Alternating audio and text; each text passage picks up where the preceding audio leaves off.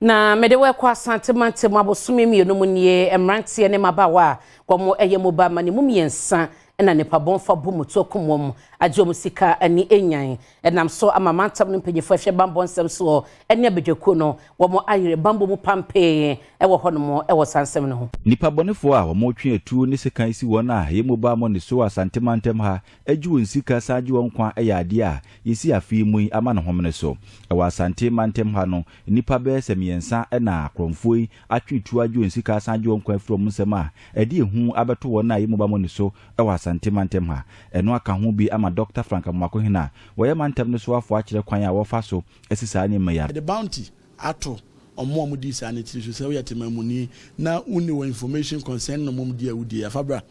ya tretika to high the be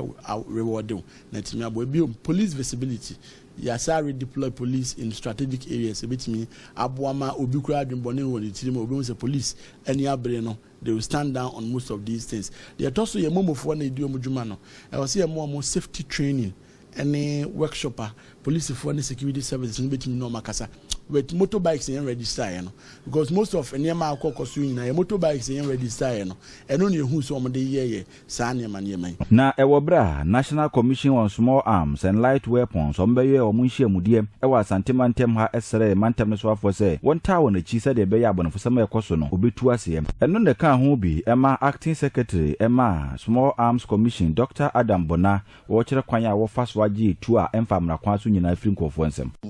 It shouldn't take too long. You are going to see us on your streets. You are going to see us in your backyard with our weapon detection system, scanning areas or scanning vehicles to be able to pick up weapons that are hidden in vehicles. The usual scanner, metal scanner, cannot detect a weapon, but this only detects a weapon. And so if you had a weapon here,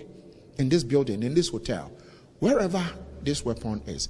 the system is able to detect